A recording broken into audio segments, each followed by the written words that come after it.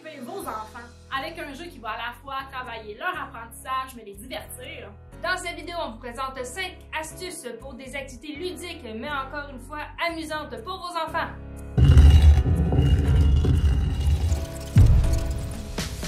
Donc, moi, c'est Caroline. Je suis conceptrice d'énigmes à la Société Jeux d'évasion depuis déjà un bon moment.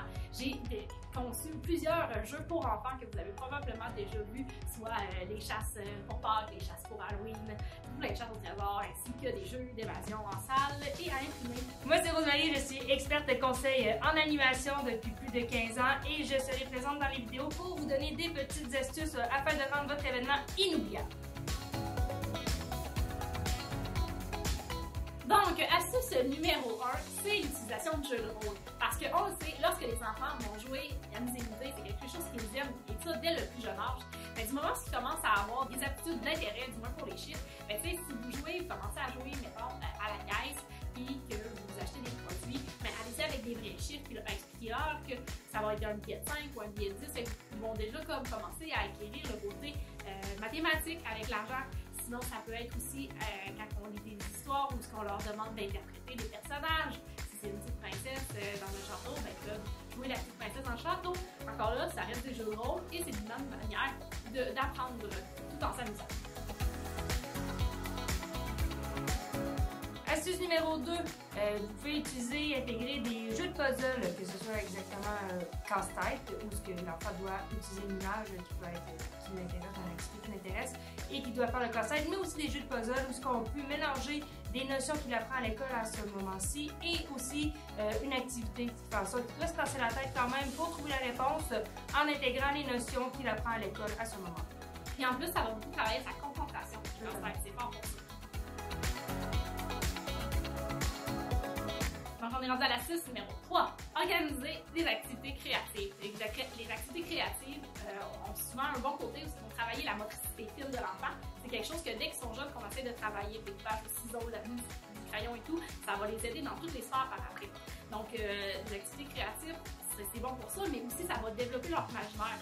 On sait, puisqu'on vieillit, on a tendance à perdre ça un petit peu en vieillissant, le gros côté créatif, imaginaire est un peu farfelu, mais en stimulant dès le jeune âge, en continuant de stimuler, même pendant qu'ils grandissent, mais ils vont pouvoir simplement le développer, puis continuer à le garder même à l'âge adulte. Astuce numéro 4, jouer avec les mots, que ce soit en parlant, en écrivant, en écoutant. Super important, jouer avec les mots. Les enfants apprennent plusieurs mots, tout dépendamment de l'année scolaire dans laquelle ils sont. Vous pouvez même intégrer des nouveaux mots ou avec des syllabes plus faciles qui font en sorte que l'enfant doit pousser sa limite, mais intégrer des jeux de mots à l'intérieur de vos activités, là, ça va permettre à votre enfant de pouvoir reconnaître des mots que des fois il a un peu plus de difficulté à avoir, là, mais en s'amusant, il peut les mémoriser plus facilement. Et moi, à ça, j'ajoutais, oui, jouer avec les mots, mais jouer aussi avec les lettres. Tu sais, si vous êtes en voiture, puis l'enfant, ça fait 5 minutes qu'il vous demande continuellement, ça va y arriver. Un jeu super le fun, c'est de jouer à trouver comme l'alphabet. Dans le fond, quand vous voyez des pancartes sur le chemin, ben, le premier qui voit la lettre A dit OK, il y a un A là. Et ensuite, on cherche la lettre B et ainsi de suite, on se rend jusqu'à la lettre. Vous allez voir, le voyage va passer pas mal plus rapide. Oui, puis en fait, quand vos enfants vont avoir grandi un petit peu plus et qu'ils vont avoir des notions plus de mots, vous pouvez intégrer au lieu de la lettre, que ce soit le mot commençant par la lettre A, par exemple, comme un arbre. Et ça lui permet de se souvenir que dans le mot arbre, il y a un arbre.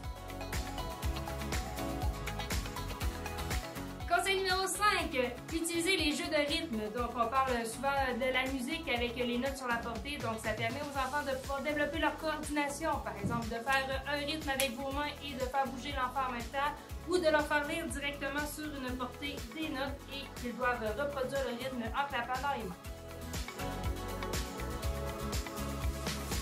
Pour résumer les 5 conseils qu'on vous a donnés dans cette vidéo, le premier, utilisez les jeux de rôle. Le conseil numéro 2, les jeux de puzzle. Le conseil numéro 3 est d'organiser des activités créatives. Le 4, les jeux de mots. Et finalement, le 5, on utilise des jeux très rythmés. Donc, tu as aimé le contenu de notre vidéo, n'oublie pas de liker la vidéo et de t'abonner à la chaîne YouTube de la Société Jeux d'évasion. Écrivez-nous en commentaire c'est quoi la matière scolaire préférée de votre enfant et celle peut-être qu'il éprouve un peu plus de difficulté. Qui sait, peut-être que ça va sortir dans nos jeux prochainement. Et on te laisse pas comme ça, non! Tu as un beau petit cadeau qui t'attend en fait dans la description en dessous de notre vidéo. Tu vas avoir un lien afin de télécharger un jeu, une chasse, trésor, pirate et ce complètement gratuitement! Donc pouvoir le faire vivre à ta gang, à la maison, pour leur faire faire une belle activité qui va être à la fois éducative